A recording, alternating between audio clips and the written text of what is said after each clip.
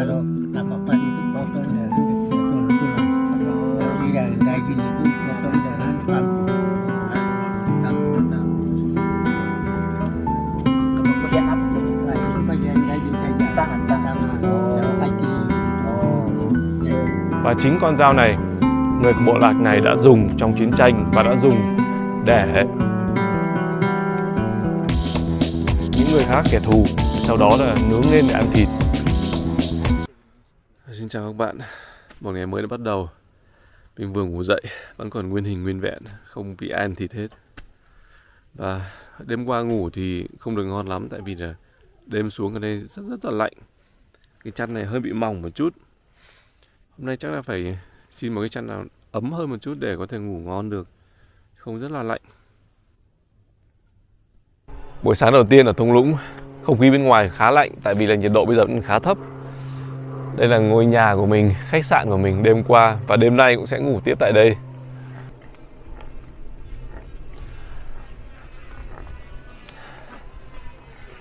Phong cảnh dưới thung lũng thì rất là tuyệt vời. Đây là cái cách mà người dân đây họ gọi nhau.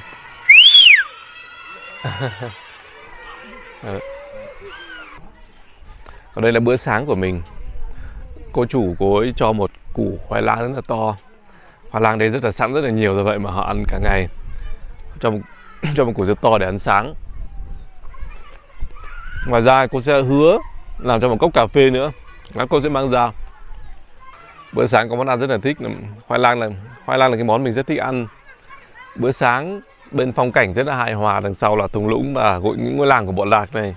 Còn gì đẹp hơn nữa đúng không ạ?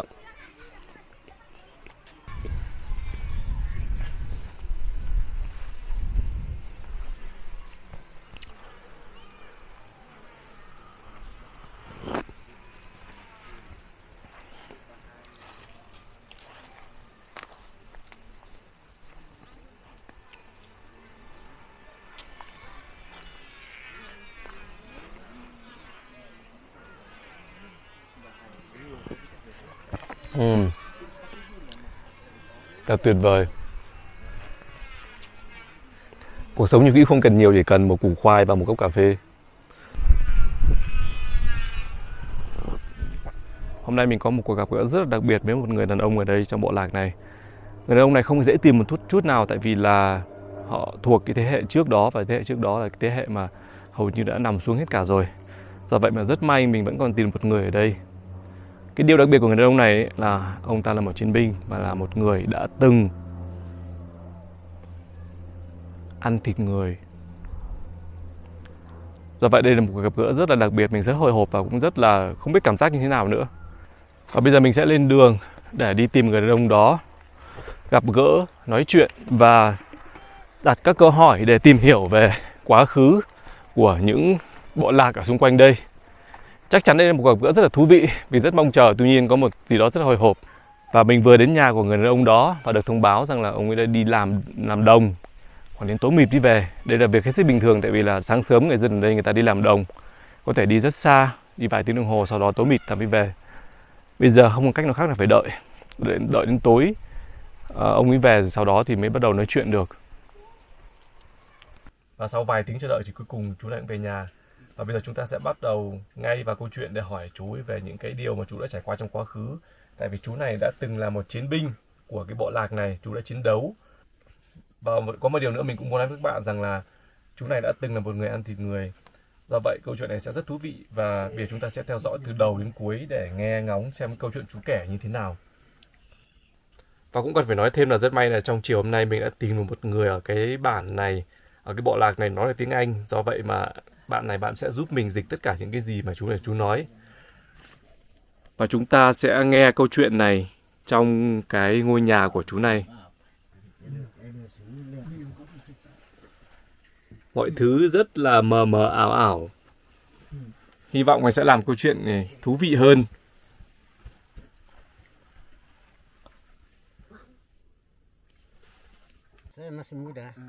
Vào những năm 70 đã xảy ra một cuộc chiến tranh giữa các bộ lạc. Khi cuộc chiến tranh đó diễn ra thì tôi vẫn còn rất trẻ. Bikin lebih ke begitu. yang di bawah. Oh, oke. Jadi kita tahun berapa ini? 62. Mà các cậu muốn nghe chuyện chiến tranh hay chuyện kia? Sampai Bọn cháu muốn nghe cả hai chuyện. dari apa Injil kah tahu mau perang? Thế bác năm nay bao nhiêu tuổi rồi? Sekarang Tôi năm nay đã 73 tuổi rồi. apa 3 tahun ini. Dia Lý do nào mà xảy ra chiến tranh vậy? cerita gara-gara apa begitu bisa perang itu baru sampai bisa makan manusia begitu. Dia punya Ồ, Yang perang. lý do thì có rất nhiều. salahnya bagaimana? Kalau perang itu yang lulu nenek moyang. Oh, Nenek moyang bikin perang. oke. Bác lấy ví dụ xem. Itu masalah apa? Masalah Ví dụ người bộ lạc này cướp vợ của người bộ lạc kia, rồi lòng kiêu hãnh của người ta trỗi dậy. Do vậy là xảy ra chiến tranh thôi. masalah dari perempuan. Teman punya istri, teman yang bawa lari, itu mulai perang. Oke. Oke. Vậy cuộc chiến đó là cuộc chiến tranh giữa những người cùng một bộ lạc hay giữa các bộ lạc khác nhau? Itu dengan beda suku atau sama suku? Itu Trước đây chúng tôi là người cùng một bộ lạc. yang dulu itu Sau cuộc chiến tranh đó thì chúng tôi mới tách nhau ra. suku, tapi sudah bela, Oh, sudah bela, ya. Cuộc chiến tranh đó kéo dài bao lâu ạ? perang dengan mereka? Ya itu mereka dari Hitigim. Nó kéo dài từ 8 giờ sáng đến 2 giờ chiều thì kết thúc. Kira-kira, ya, bukan kira-kira, tapi yang pas itu yang Vũ khí chiến đấu duy nhất mà chúng tôi sử dụng là mũi tên. Yang 3, yang 2 itu berhenti.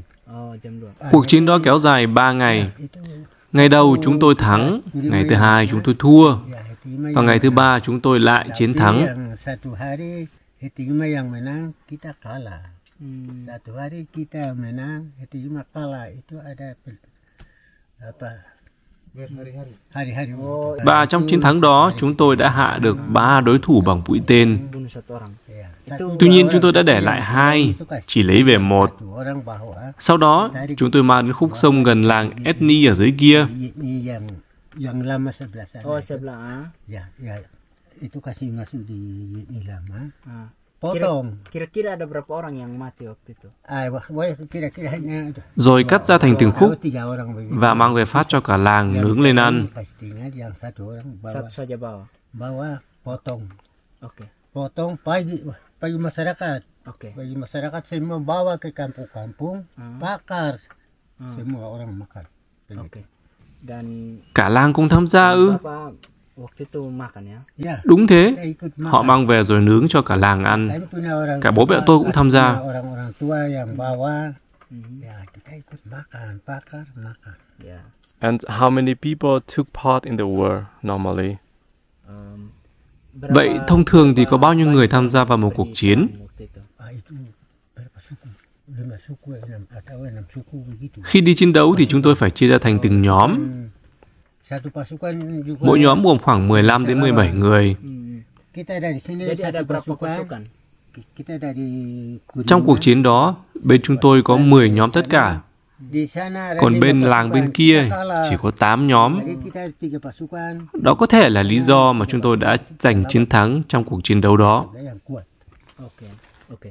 Hanya Vậy phụ nữ có tham gia vào cuộc chiến tranh đó không hay chỉ có đàn ông thôi? Tidak ikut bareng. Không, chỉ có đàn ông thôi. oke. Phụ nữ ở nhà đảm nhiệm công việc nấu nướng. Oh. Puan sudah masak. Họ nấu rất nhiều thức ăn. Kita Và khi chiến đấu xong thì chúng tôi quay về ăn uống. makan di rumah-rumah. Oke. So, jadi waktu itu Bác có thể kể cho bọn cháu nghe cái quá trình làm cái món ăn đó không? orang itu Itu fotonya kapak batu. oh kapak batu. Yang kapak, parang, sekarang ini pisau, ini sekarang sudah Chúng tôi dùng một vũ khí, có thể gọi là con dao làm bằng đá, Itu ya. Oke. rồi cắt ra thành từng mảnh.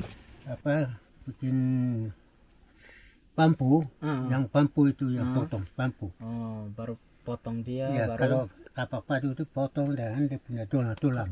oh. Tapi yang daging itu potong dengan pampu. Oh. Tamu datang begitu sama jual gitu tuh. Oh, kapak batu. Iya. Oke. Kapak batu yang kecil-kecil yang jual itu. Oh, oke. Terus waktu itu baru potong dia baru Bapak dong bikin bagaimana? Bakar bagaimana? Bakar itu ada Những cái khúc nhỏ đó chúng tôi mang về làng, Iris ya, belah. di sini rồi đặt yang trên một cái belah, giàn nướng, bakar. rồi nướng lên cho cả làng ăn. Baru sudah sudah pakai yang apa hangus-hangus. potong sedikit-sedikit. Chúng tôi chia cho tất cả mọi người trong làng Bagi-bagi. và mỗi người sẽ nhận được một phần nhỏ. Cuci lagi orang itu cuci kah pertama atau tidak langsung bakar saya bilang potong. Nhưng trước hết thì có phải rửa cái món ăn đó không ạ? No. They don't wash it. They didn't Không, wash chúng tôi it. không rửa. They didn't wash it, but Chúng tôi chỉ chặt ra thành từng khúc nhỏ, sau đó rồi vứt trên giàn nướng thôi. So they ate all the body parts or just some certain parts? Vậy là tất cả các bộ phận đều được sử dụng, hay chỉ một số bộ phận thôi ạ? Semua badan mereka tidak pakai cuci toh. Iya, semua orang. All of them. Tất cả các bộ phận đều được sử dụng. Yeah, they don't wash. Badan itu orang bawa masing-masing semua. Masing-masing. Lúc đó thì tôi cũng chả nhận ra phần nào vào phần nào đâu. Kita tangan kaki itu kan punya orang-orang tua yang bawa. Còn các phần khác thì tôi cũng chả biết. Yang waktu itu Có thể là người khác đã lấy đi trước đó rồi. Bagian daging saja. Tôi chỉ biết được rằng tôi ăn một phần cánh tay và phần chân thôi. Dan ini kepala. Kepala Chúng tôi cắt như thế này này. kalau peda dari sini. Dari sini. Kasih begini. potong-potong. Và sau đó thì phân ra thành từng miếng. Terus kepala dengan dia punya ini jantung, tadi jantung perut, jantung ini Riêng phần trái tim orang makan. thì chỉ có một người duy nhất tidak boleh bagi. có được. Ya, itu khusus satu orang pun. So Satu orang. Vậy ai là người được phép nhận cái trái tim đó? Itu orang di apa? Honai. Đó là một hộ gia đình khác, sống ở căn nhà đằng kia. Orang kepala suku. Đó là vị tù trưởng của ngôi làng này. Orang yang perang itu yang makan. Vị tù trưởng đó cũng tham gia và là người đứng đầu cuộc chiến. leader when they Do vậy mà vị đó được phép nhận cái trái tim đó. biasa berapa. Vậy bác ăn món đó được mấy lần rồi? Chỉ một lần duy nhất thôi. Just once. It was 50 years ago, right? Ya. Itu sekitar Và việc đó diễn ra 50 năm trước đúng không? Đúng rồi, 50 năm trước.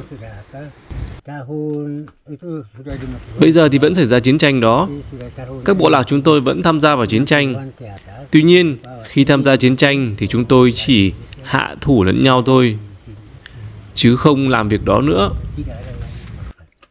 Tidak. Ya. So, Bunuh itu bunuh, tapi tidak ada yang makan. okay. Indonesia larang. Tulang, itu buang di api. Buang di api kah atau Và sau khi ăn xong món đó thì chúng tôi vứt phần xương sẩu vào đống lửa cho nó cháy thành tro. okay. So he said that like that. Một câu chuyện rất thú vị ạ. Okay, very interesting story to share. Very interesting story, yes. And Dia bilang ya dia apa senang sekali gitu bisa Yeah. dengar cerita begitu. Nanti ya, waktu yang Và trong cuộc chiến đó, tôi đã bị một kẻ thù bắn vào mũi tên vào bụng. simpanan saya. Saya tidak mati, sudah kasih. Saya sudah hidup ini. Oh, okay. Vẫn còn cái sẹo rất to đây này. Sudah ada di peluk. Oh yeah, yeah. Bekas. the scar, right? Yeah. Scar that got eating the world. Yeah, when they're getting war, so one man he getting the arrow. Rất may là vết thương này không làm tôi thiệt mạng, nhưng để lại một vết sẹo rất là to như các bạn thấy đây. He didn't die. Baru Got injured, but he didn't die. yeah, but it's scar. It's a scar. Baru Tapi ukuran Kẻ bắn tôi không bắn từ phía trước mặt, sana ke sini ya. Nanti saya mati. Nanti tapi tali dia dari samping begitu. perut yang putus mà rất may là hắn bắn từ phía ngang. ke sini. Oh, Begini jadi tali perutnya di dalam apa yang tem. Do vậy, đó là lý do mà tôi vẫn còn sống sót cho đến ngày hôm nay. Ya, ini sudah terus habis itu waktu Bapak dapat panah itu berapa lama? Itu Bapak langsung cabut atau? saya yang cabut. Khi bị trúng mũi tên của quân địch vào đúng vùng bụng, Iya, masih không có cách nào khác để cứu mình, tôi đành phải dùng tay để tự rút cái cung tên đó ra. Kalau lama lagi nanti terus sakit. Okay. Lanjut perang atau bagaimana? Ini saya Khi bị trúng mũi tên của kẻ địch, tôi không thể tiếp tục chiến đấu được nữa. Đành phải ngồi xuống chờ cho cuộc chiến kết thúc, sau đó rồi đi về làng. sorenya sudah kembali ke rumah. Sudah ini yang sudah kembali ke sini. Oke. Itu hanya Vậy các bộ lạc ở đây chỉ ăn thịt kẻ thù của mình, hay ăn thịt cả những người bình thường khác nữa? Itu masih ada juga. masih ada lagi. Iya, masih ada, itu bukan. Thông thường khi vào cuộc chiến thì mục đích duy nhất của chúng tôi là hạ được kẻ thù, sau đó mang về đây để nướng lên ăn. Yang potong makan. Bộ lạc mà chúng tôi chiến đấu họ cũng như vậy thôi.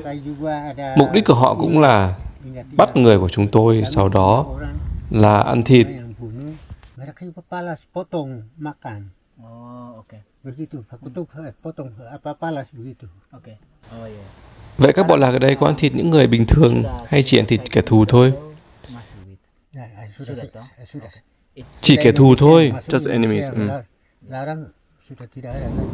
Và kể từ khi người Indonesia tới đây thì chúng tôi đã từ bỏ cái tập tục đó. His enemy. Lúc trước bác vừa kể là trong cuộc chiến tranh đó, bộ lạc của bác đã hạ được 3 kẻ thù, tuy nhiên chỉ mang về có 1. Vậy điều gì đã xảy ra với 2 người còn lại?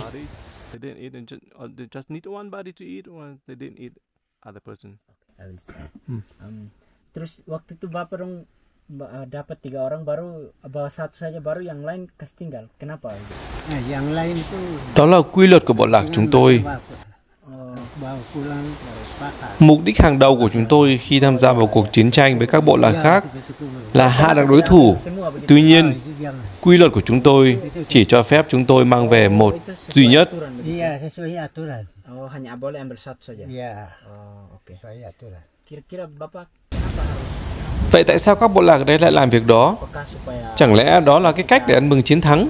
merayakan begitu kah atau kenapa begitu? Alasannya apa? Yang makan itu. Trước khi tham gia vào cuộc chiến đó thì một thành viên của bộ lạc chúng tôi đã bị bên kia hạ thủ. Và bộ lạc bên kia họ cũng làm việc tương tự đối với cái người xấu số đó. Do vậy, mục đích của chúng tôi khi tham gia vào cuộc chiến tranh với bộ lạc bên kia là sẽ làm một việc tương tự đối với bất kỳ một kẻ thù nào mà chúng tôi hạ thủ được từ bộ lạc bên kia. Apakah ada alasan tertentu begitu? Kenapa kita harus Makan. harus makan? Apakah apa misalnya itu enakkah begitu atau Iya. kenapa kira-kira? Itu saya bilang. Chúng tôi làm việc đó là để bày tỏ lòng thương yêu của chúng tôi đối với thành viên mà đã bị bên bộ lạc kia giết hại. Rasa sedih, aduh, kami punya orang itu orang Hetiima yang makan. Kita juga bisa begitu. Kita juga palas makan bagaimana? Kita ingat-ingat baru kita punya palas makan. Khi hạ được đối thủ trong chiến tranh Selalu misalnya thì lúc nào bộ lạc mình cũng sẽ ăn thịt, kita perang hay chỉ thỉnh thoảng thôi? atau Chỉ thi thoảng thôi. atau casting Mặc dù mục đích của chúng tôi khi tham gia vào chiến tranh là phải hạ được đối thủ. Dari yang lain. Tuy nhiên, không phải lúc nào chúng tôi cũng làm việc đó. Nhiều khi hạ được đối thủ và chúng tôi cứ để lại nguyên ở hiện trường cuộc chiến. Jadi Bapak Khi nhìn nhận lại việc đó thì bác có thể mô tả cái trải nghiệm đó như thế nào?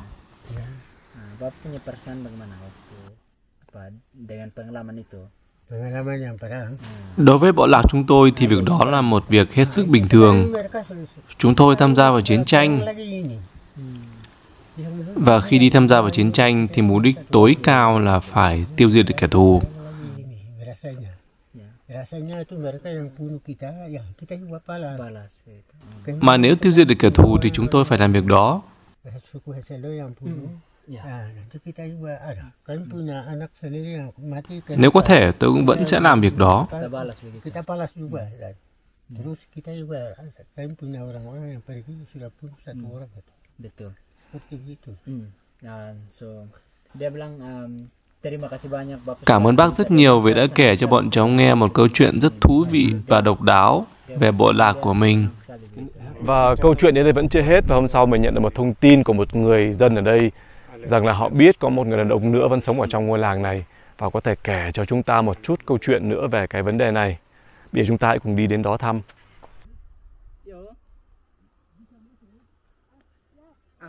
Tidak apa-apa, biar bawa ke sini saja. Tidak boleh masuk toh.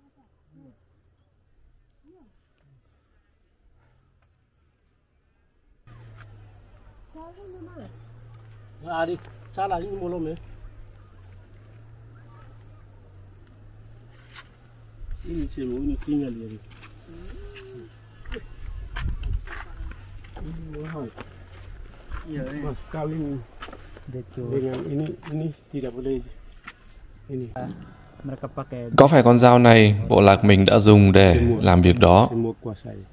Đúng rồi, con dao này chúng tôi đã dùng để xẻ thịt và còn làm nhiều việc khác nữa trong chiến tranh. they use it to cut the man, they use it to pakai ini semua.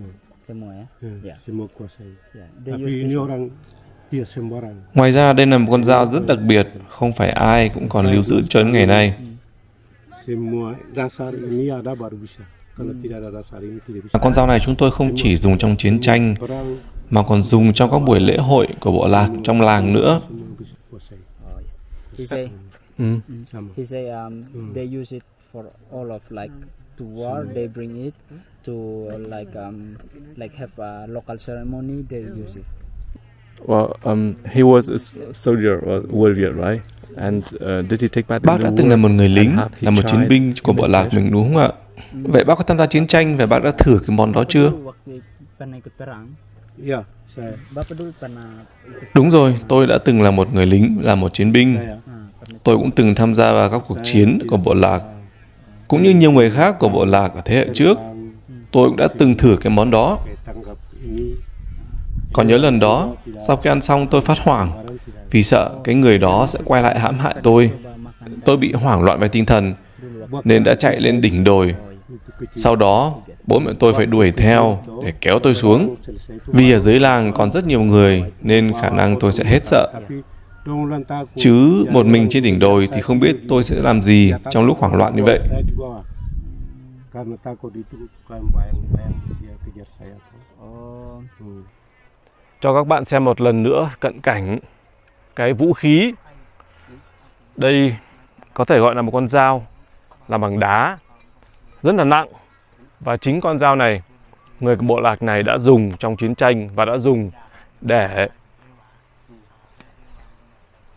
những người khác, kẻ thù, để sau đó là nướng lên để ăn thịt. Untuk bunuh orang pakai ini juga bisa. Also they use it to like to cut the wood or something like that. À, They ok. use it. Cách người ta sử dụng là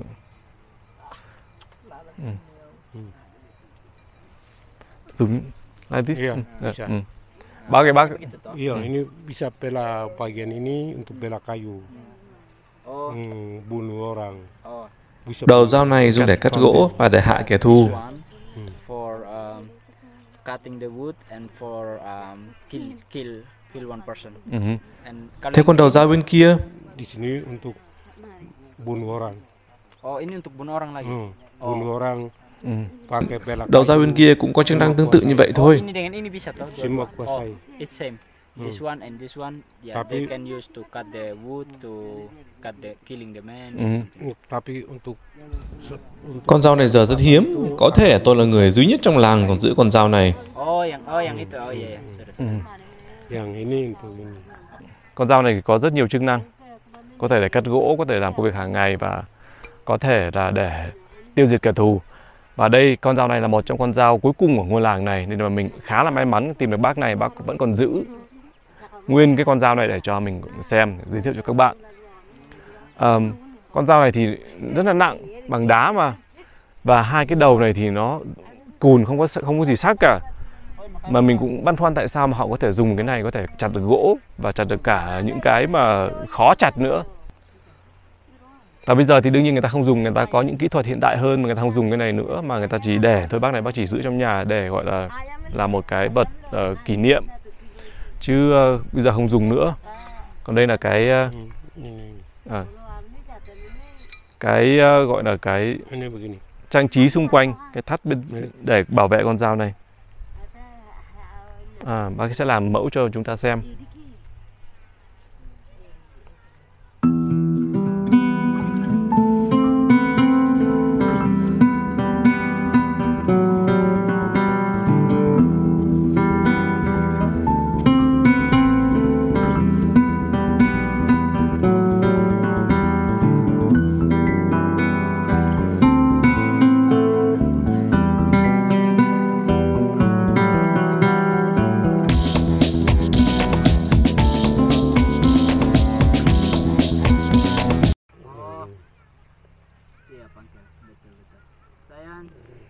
Di kampung nanti baru ada rencana. Và các bạn có biết điều gì không? Bác này bác còn muốn bán cái con dao này. Nếu mà các bạn muốn thì các bạn có thể mua con dao này Nói chung là về mặt lịch sử thì con dao này có một cái ý nghĩa khá là thú vị. Tuy nhiên nếu mà biết rõ rằng là người ta đã làm gì với con dao này, người ta đã sử dụng vào mục đích gì thì chắc là mình cũng không dám mua. Thế nên là chỉ xem và tìm hiểu về cái lịch sử và cái công dụng của nó thôi, thế là đủ rồi. Cái trang phục điển hình nhất của đàn ông ở đây đó là một cái gọi là cái koteka, trang phục. Đây là bên trong cái hòm đựng đồ bí mật của anh bạn này. Trong này là có một cái lớp lá ở dưới và bạn có thể cho thuốc lá vào và thậm chí cả tiền nữa. Mình phát hiện ra hai thứ anh bạn này đang trữ là tiền và thuốc lá. Mình trả lại anh ấy.